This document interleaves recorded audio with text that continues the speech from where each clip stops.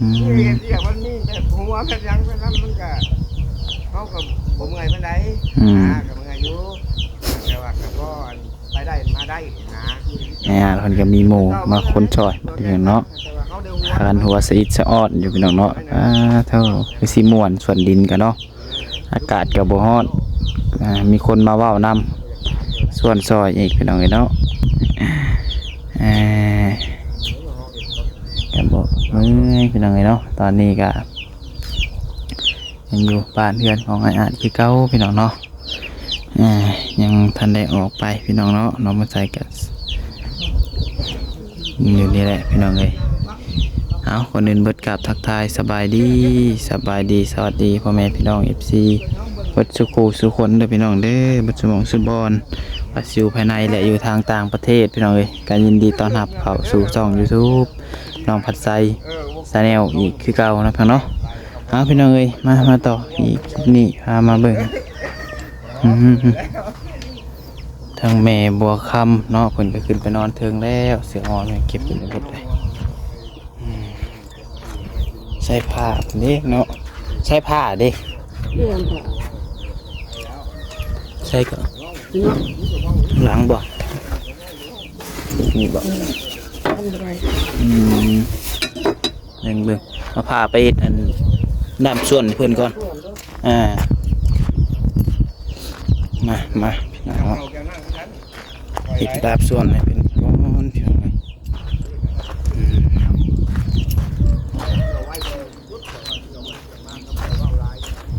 เพิ่งรถผูมาซอยอันเวียกลาวกับเพียงเนาะ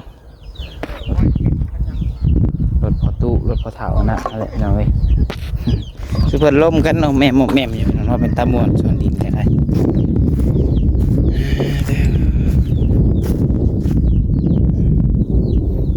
ตัวใดดินี่เนาะ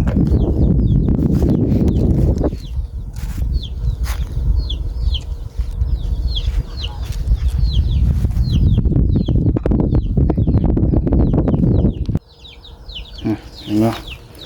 ไหลใหม่แล้วพี่น้อยตัดเอาเนาะ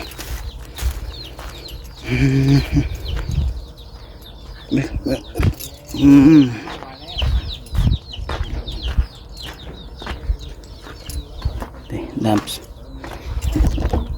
ส่วนเราก็ได้ทุกคนเนี่ย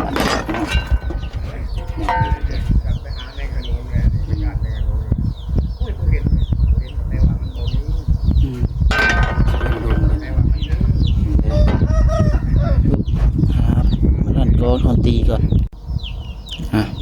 มาหนึ่งนิด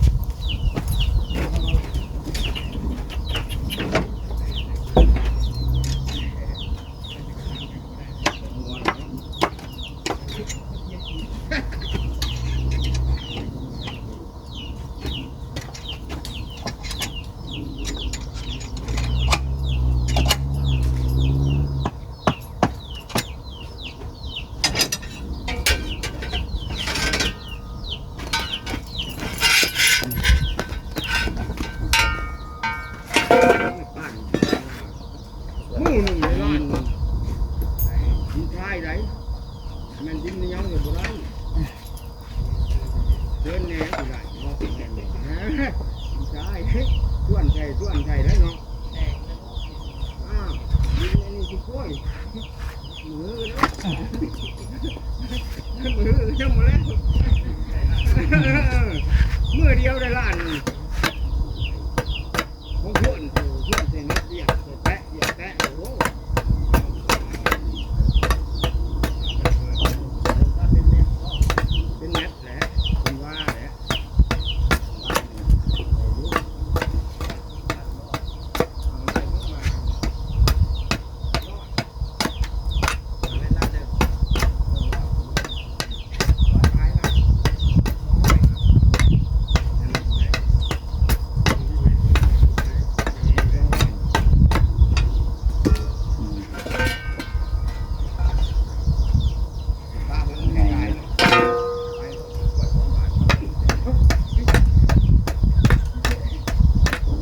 มาลายเนาะคนมาลายกันเราบ่มีส่วนขั้นจี้อีเตรียมมาให้แล้วก่อนเนาะ ซื้อมาให้ลายไม่อ่านลุย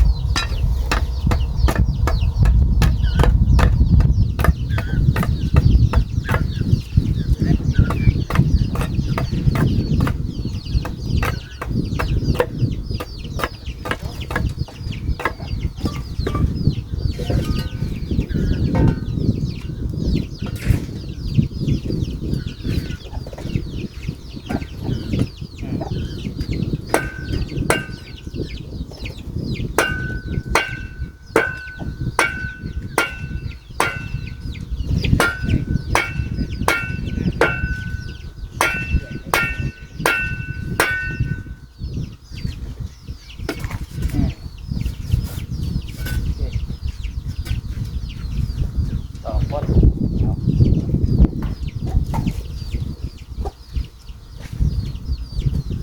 ต่อแซ่บนี่โอเค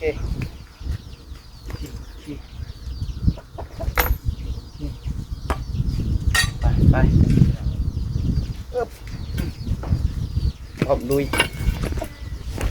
มา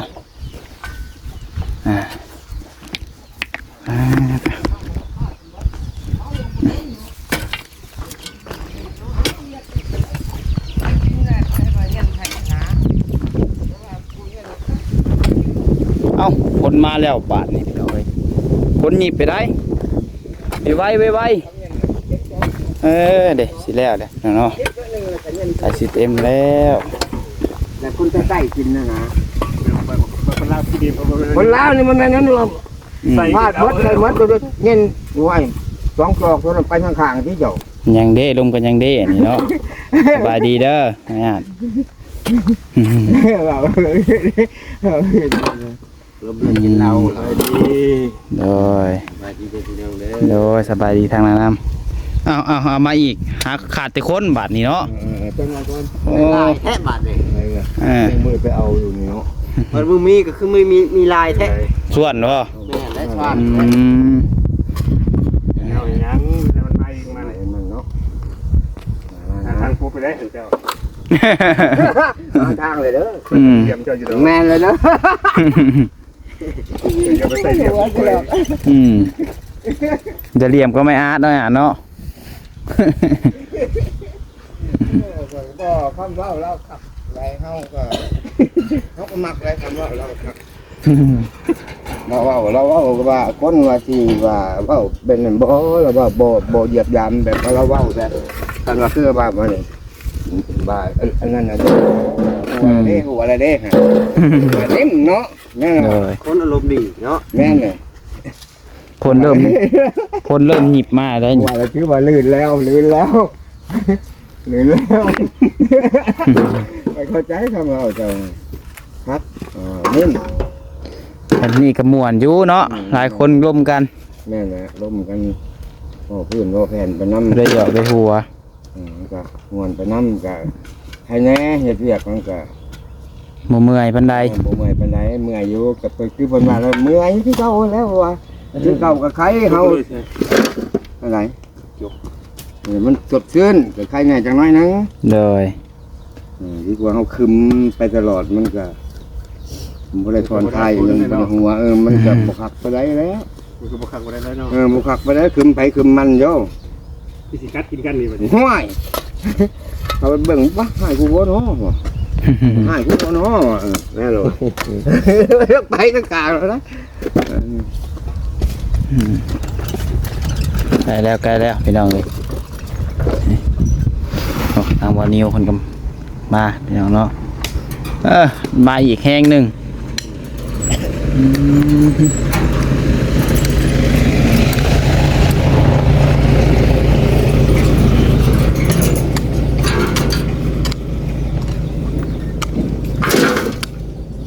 บ่าวมูเนาะพี่น้อง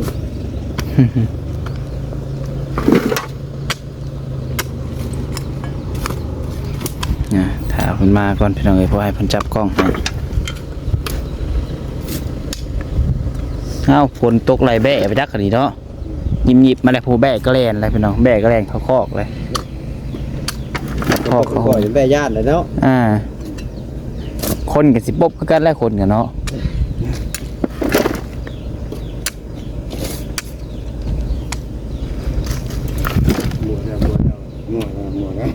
หมดแล้วเนี่ยแล้ว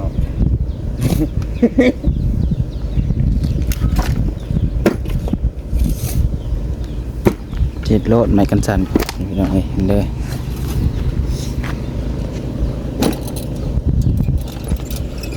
จะมาทีเลย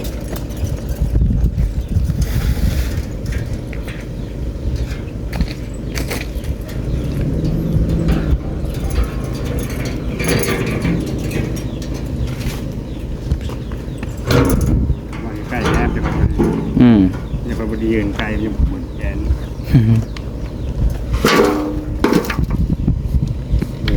อะไรเนาะอันนี้เนาะโอ้ยงั้นก็เอาไปเลยไม่ได้เลย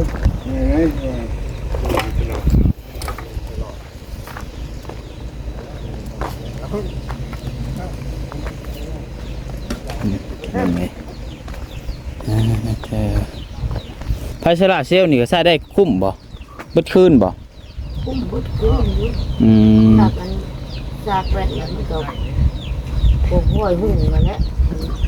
เบาเนี่ยเราเป็นจากแว่นแล้ว ลุงอาจเพิ่นสากแบต เออ สากแบตโทรศัพท์แล้วมันก็บ่ได้ฮู้ปานใด นี่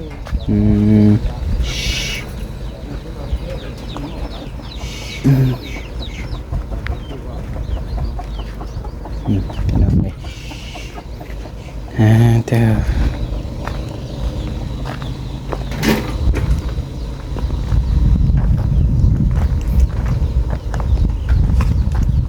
มันก็เดินงับได้น่ะนั่นให้ตั้งมันขึ้นมันก็เดินงับเลยมาใส่มันเห็นยัง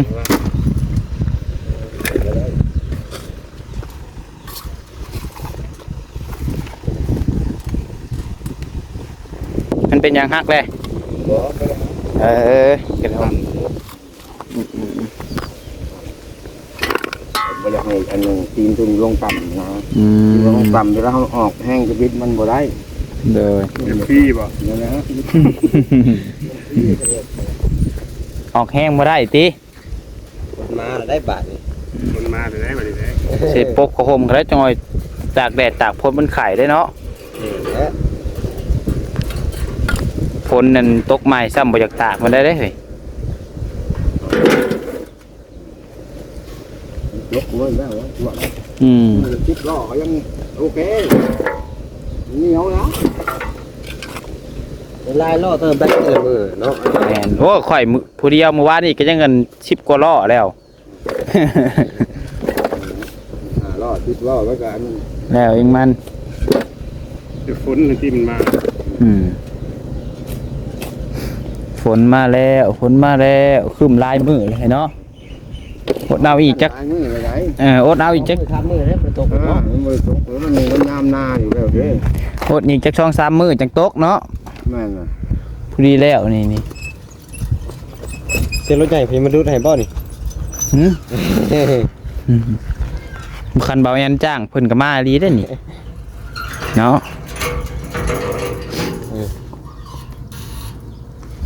เห็นว่าเพิ่นผ่านมาโอ้ยแต่เมื่อยแต่เมื่อยดูให้ก่อนเถอะ โอ้ย จะ มีอยู่บ่น้อยอาจเนาะ เจ้าไม่บ่หาด เป็นเขาทอดขาแล้วกันเลย แต่ว่าคันจุงรถนี่เห็นอยู่ผู้ใจดีน่ะมีจุงมาจากกลางแหวนน่ะมีผู้หนึ่งชาวบ้านเพิ่นน่ะจุงไปใช้น่ะพ่อเฒ่าจุงมาใช้โน่เลยรถจะเป็นยังว่ารถเพ่บ่ก็แต่งเรียนน้อยน่ะไปเชียงงานหายว่ะมัดมันก็ยังบ่ซื้อเลยมากินน้ำเลยกับเพิ่นเกิดยังไงกินเลย ซื้อน้ำให้เอา ให้ลูกเพิ่นไปซื้อ มาแต่เช้าเด้อมื้อนี้ นี่ แปลกอยู่แปลกบ่บ่นี่แม่โดนพดจังตกเนาะแม่คนสิเริ่มดิ้นลงมาอ้าวสบายดีเด้อ โดยสบายดีบ่าวนิวคน เจ้ากับมาแต่เช้าทุกมื้อเนาะ แต่เช้าทุกมื้อข่อยอยากให้มันแล้วไวเด้เจ้าคนมาสวยเจ้าเนาะโอ้ยบ่ได้เจ้าว่านอนตื่นสวยปะจัก อาทิตย์ตื่นซะ ตื่นสวยลีบ่าวนิวนี่บ่ได้แบบนี้เนาะ โดย แต่เป็นคือบ่าวแอนเว้าได้ละวันนี่เนาะแล้วว่ามื้อไหนยังก็นอนตื่นสวยบ่รวยน้ำหมู่จักเทื่อแล้ววะข่อยตื่นแต่เช้าข่อยยังบ่รวยหยังวะ เจ้าก็มานั่งเจ้าอยู่ก็บ่รวย เออ เจ้ามันก็ต้องหาเงินเก็บแล้ว สบายดีเด้องาน สบายดีพี่ต้องเบานิ้วเด้อพี่ดีครับ พอดีแล้ว ยามเช้ากะขนมปังกับขนมเรายังร้อนเลยเด้อฮะจำยิ่งกับกาแฟแซ่บนะพอมันใส่ใจพี่น้องเอ้ยตัวนี้ไง พอดีแล้วนี่ ขนาดเนาะบอกอันก็ได้ดู เห็นบ่ของใหม่มาอีกเลยฮะถาเจ้าได้ฮะขาดเจ้า ถ่าเจ้า ของไผ่เอามานะฮะ เบาเสียง มีเด็กคนมีความหักเนาะพี่น้องเอ้ยสีชมพู คนมีเมียเปล่าเนาะ สีชมพูของบ่นิ้วเลยสีส้มพี่น้อง อืมพี่สมแพงกว่าหมูอีก ไม่ได้ชื่อว่าเท่าไหร่ 60คือกันแมน คือกัน แมน จะเป็นของไทยที่ถึงเนาะถึงเนาะเมื่อก่อนเป็นของจีนคือแพงเนาะ จังว่าแล้ว ประมาณนี้เนาะ อืม สำหรับคลิปนี้กับบริมียังหลายน้องพี่น้องจะแวะเวียนเข้ามาให้หาเพิ่นแล้วก็ทอดดิบตอนอันนี้ช่วยเพิ่นนี่แหละ เอาพี่น้อง ก่อนเบิ่งเลยนะกูของข่อยได้ น่ากลัวอยู่แล้ว ของไทยบ่นี่นะ ของแท้ของแท้ หัก80,000 ของแท้ได้ ของไทยก็60,000 อันนี้ของปลอมมันเบาเว่ง จะคลิปซะ อย่าว่า เดี๋ยวสันได้ เป็นสิรอหาใช้ได้เบิ่ง ขอ ง่าย เป็นไรเดี๋ยวคนเป็นไรแล้วไปก่อนขอไปก่อน ตอนนี้บ่ได้เลยเนาะ ไปปั้นขนมข้างหน้านี่ แข็งแล้วอันนี้ก็ได้ตัวนั้นแข็งกว่าชีนะกว่าชี ต้อง สีบัวเด้ ฟาดจะลอง ตัว เบิ่ง นั้น บ่ แข็งกว่าบ่ แม่นากว่าเนาะไอ้อ่าน ด้วย อะไรคือกันแล้ว ส่วนได้มันเลยเนาะ ส่วนได้พอเลย ไปกับมาเนาะ สบายดีเอา โอ้ย อันนี้แผนก รถใหม่ แม่ล่ะ บึดจำบึดเอ้ย อันที่เจ้าฮู้ว่าเราเป็นไผสิหนาว หรือว่า แม่น เราเป็นไผกัน ฮู้อยู่ได้ยังฮะบ่ฮู้แล้วอยู่ โอ้โหบ่ โดย เราเป็นไทย คือยังฮ้อนซะ ฮะ ไปฮ้อนไงอากาศเนาะเป็นอากาศว่าอย่ามามัวกันเลย บ่หนาววะสิ อาจจะผ่อนคือเก่า โดย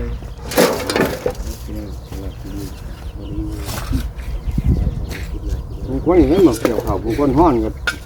ใส่โอบขับนี้ ไปได้ก็ หาโอบคือกับมันเย็นแบบเลยเขาว่าถอดออกมามันเย็นว้าว ไม่ยักโอ้โหไม่ยักโอ้โหเคลียร์ว่าเป็นเคลียร์ โอบใส่วอร์มใส่ยังนะ ก็ไปสั่นเลยเนาะ เกี่ยวเขาเกี่ยวยัง บ่อ แม่เลย พร้อมสนาฮะ แม่วอร์มใส่หน้าใส่ยังเลยแบบเชือกแค่เงานะ ตัวเองครับแล้วบ่แม่น บ่บ่แอนจะไปกัดจะเกลือมื้อนี้ บ่แล้วกล้องนี่บ่ให้เมื่อได้เลย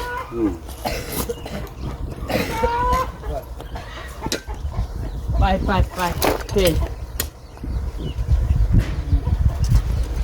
นี่เต็มนี่พอดี เอารถเหยียบเลยเนาะบัดนี้เนาะ แม่น วันนี้เอารถคอยเหยียบเลยบ่ดีเด้อ โอ้รถถือค่าบ่เนาะ บ่ค่าดอกค่ากระถางบ่เตียงบ่ดึง อย่างแห้งได้เนาะ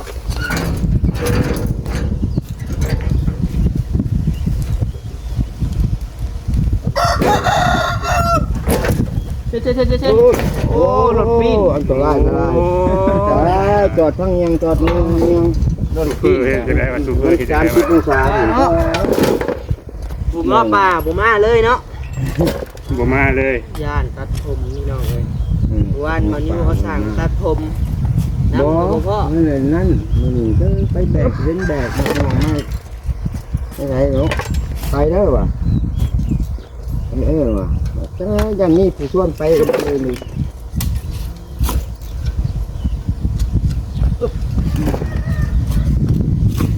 ไม่ได้ใช่